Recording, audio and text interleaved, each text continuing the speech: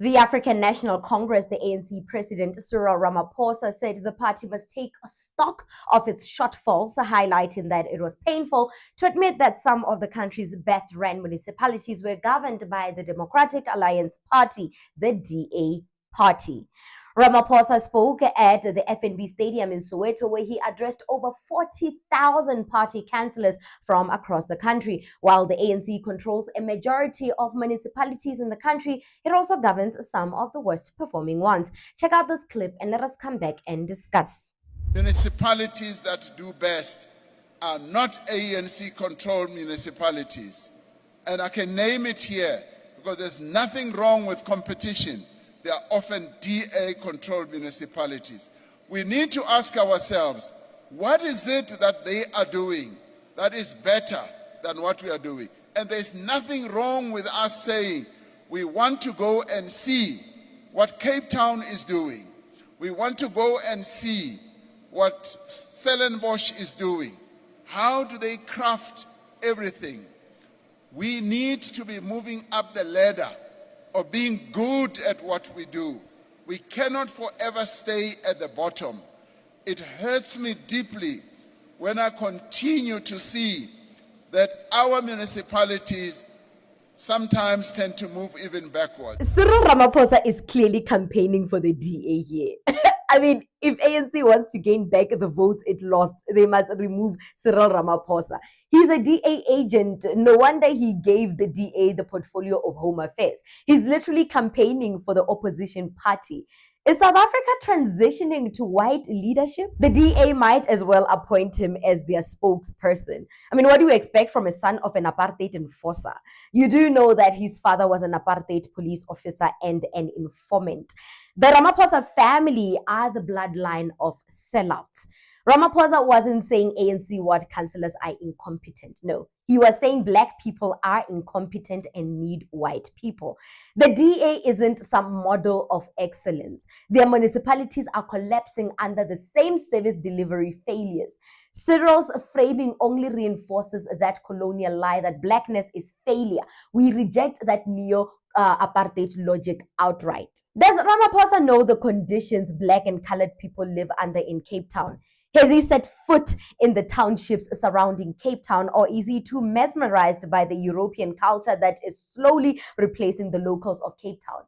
It's clear that Cyril Ramaphosa was sent to destroy the ANC from within, as I've mentioned in my previous segment, to defund and privatize as many state-owned entities as possible, to usher in a transition where the country is handed over to the DA and other capital-favored parties. The Oppenheimers will continue to run South Africa for a long time on behalf of the Rothschilds and American capital as long as Ramaphosa is president.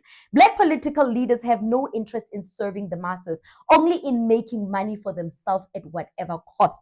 They are incompetent at service delivery, cannot build nor maintain anything. They're interested in only making money for themselves. Children need military training. They need to focus on skills. They need to focus on skills apprenticeship. They need to focus on that over schools, if I'm being honest. They need to get into running businesses and making money from age 5. We need alternative currencies to the dollar and its minions. South Africa needs to be taken from the Oppenheimers and Ruperts by force, by tact, and we are not going to play by the book of law, the rule book. But in a way, this exposes how stupid black South Africans are, because they were fooled into believing that getting rid of Jacob Zuma will yield better results. But instead, they are handing over the country to white supremacists who further push them down into worse poverty state. Yeah.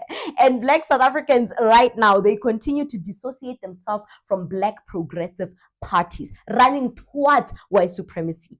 I mean, out of all the issues plaguing South Africa that Ramaphosa has remained silent on, the minute he opens his mouth, it's to praise a white man. No, we clearly don't have a president, as Julius Malema has said. Guys, the president has resigned. And you all know that. President wrote a letter. The people who work with him, the people who typed his speech, told me it's done, Chief. We're done. We're just waiting for the time to call a press conference. It's done. Until a faction went to persuade him the same day not to resign. His conscience has concluded that he doesn't have what it takes to be a president. The body might be there. The guy is gone. We don't have a president. Guys, Ramaphosa has resigned. Guys, there is a plethora of problems plaguing the black community, and Ramaphosa has remained silent. I mean, the gender-based violence that is plaguing us on a daily basis, the collapse of state and owned entities or enterprises. Oh my God, like, there's so much that happened. Mokwanazi exposing that the ANC politicians are involved in heavy criminal activities and have ties to drug syndicates that are running Gauteng. He has remained silent on a lot of issues plaguing the black community, remained mum. But the minute he opens his mouth and decides to be vocal, is to praise a white man. No, Ramaphosa has resigned. Julius Malema is right. Ramaphosa has resigned. He's obligated to be there. Actually, he doesn't enjoy being president of South Africa. It's not as fun as he thought it was going to be. He has done his job. He has handed over South Africa to the white monopoly, to the white supremacists of this country, to the global north. He has managed to bring South Africa to its knees. He has done his job. Right now, he's just there for the sake of being dead, for the sake of showing face. He's there to save the sinking ship of the ANC. Because after guys, if Ramaphosa steps down as president and removes himself from the ANC, there is no one eligible after him to take over this country. There is no leadership. It's now we are seeing that the ANC was not a leadership-worthy party. The ANC was a freedom-fighting party. These people are savages. They are freedom fighters, not leaders. These people are not educated. These people are not educated. They are not equipped and skilled enough to head the departments they are heading right now. So if Ramaphosa decides to say, the ANC is collapsed, and they all know it. The Ramaphosa is the reason why the ANC mafia group has money in their pockets, apart from the money that they earn being politicians. They know that through Ramaphosa, vast amount of money is coming in. And if they lose him, they're done. So Ramaphosa has quit. Ramaphosa has resigned to be, like, if we can raid his house right now, we will find a resignation letter of the president. The president is done. The president is done with South Africa. He's done. He's just there for vibes. He's just chilling in the presidency seat for vibes. But in reality, he's done. And the ANC knows it. They begged him to stay on because they know that they are not equipped to be leaders. They're done. And the DA knows that. And today, when he's praising the DA, saying that they are leading some of the best performing municipalities, that is when I know Ramaphosa was a white monopoly stooge sent to infiltrate the ANC from within and destroy it.